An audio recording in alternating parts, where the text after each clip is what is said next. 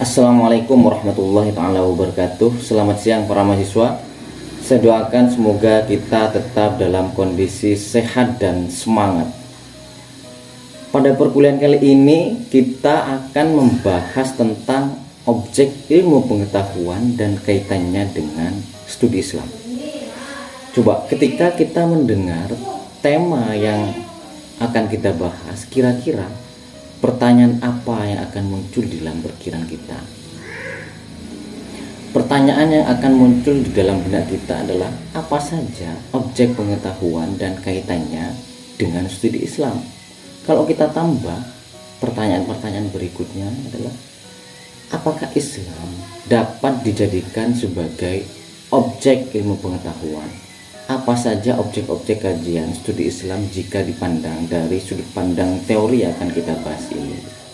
Jadi pertanyaan-pertanyaan itulah yang akan kita bahas pada kesempatan kali ini. Untuk menjawab pertanyaan-pertanyaan tersebut, maka kita akan mengkaji tentang bagian-bagian dari objek ilmu pengetahuan. Yang pertama adalah objek material. Yang kedua adalah objek formal. Objek material itu adalah segala hal yang diselidiki, dipandang atau disorot oleh suatu disiplin ilmu yang mencakup apa saja, baik hal-hal yang bersifat konkret maupun yang bersifat abstrak. Yang bersifat konkret itu adalah sesuatu yang dapat kita tangkap menggunakan panca indera kita. Sedangkan objek yang bersifat abstrak adalah sesuatu yang ada yang tidak dapat ditangkap oleh panca indera kita. Jadi kira-kira itu arti dari objek material. Jadi objek material itu tidak hanya terdiri dari sesuatu yang dapat ditangkap oleh panca indera kita, tetapi objek pengetahuan juga dapat berupa hal-hal yang tidak dapat ditangkap oleh panca indera. Nah, itu yang perlu kita tanamkan. Kemudian objek formal itu apa? Objek formal itu merupakan sebuah sudut pandang dari mana subjek menelaah objek materialnya. Jadi sudut pandang yang kita gunakan di dalam melihat objek dari ilmu tersebut itulah yang disebut dengan objek formal. Jadi gitu ya. Misalkan metode-metode, pendekatan-pendekatan, cara-cara dan alat-alat yang kita gunakan di dalam menemukan ilmu pengetahuan itulah yang disebut dengan objek formal. Kemudian objek material ini kalau kita baca bukunya Profesor Mulyadi Kartanegara di dalam bukunya yang berjudul Pengantar Epistemologi Islam, kita dapat membagi objek material itu menjadi 3. Yang pertama adalah objek yang bersifat empiris. Objek yang bersifat empiris itu adalah objek yang kita alami secara langsung di dalam kehidupan kita melalui panca indera kita, seperti panas, seperti gelap atau suara, atau apa saja benda-benda atau objek-objek yang dapat ditangkap oleh panca indera kita, yang dapat kita alami menggunakan panca indera kita. Yang kedua adalah objek yang bersifat rasional. Objek yang bersifat rasional ini adalah sebuah objek yang hanya dapat ditangkap oleh akal kita.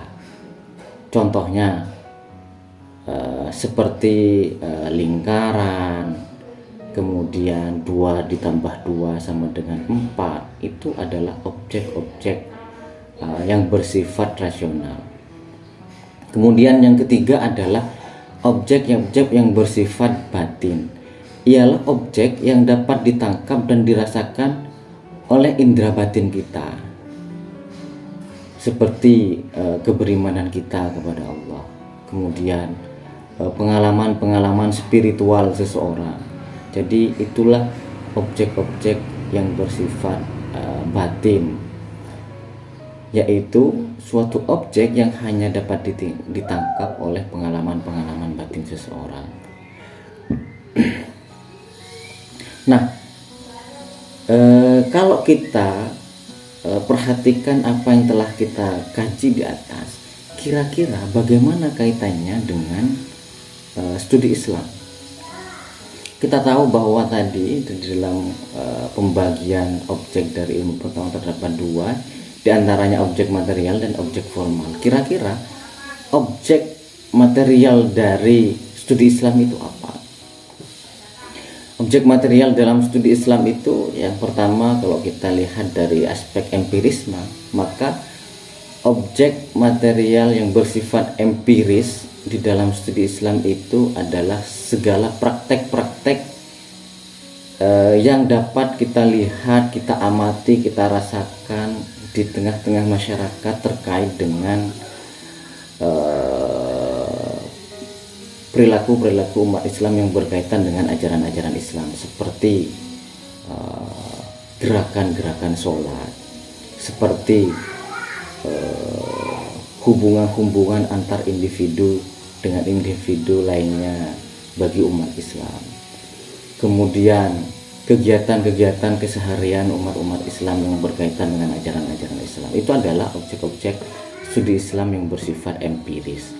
Kemudian yang bersifat rasional itu yang mana?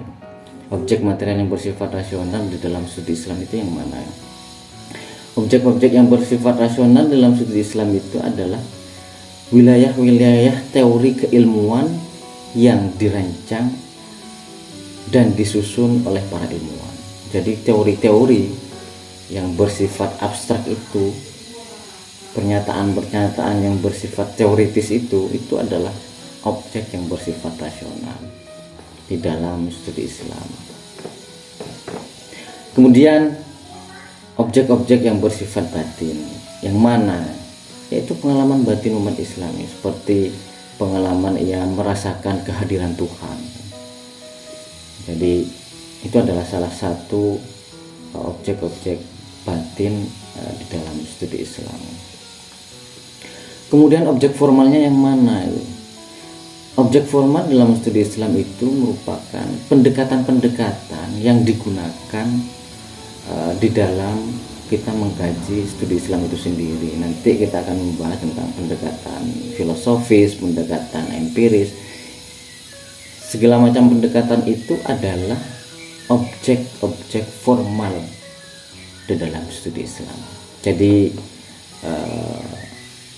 itulah penjelasan dari mata kuliah kali ini sekarang.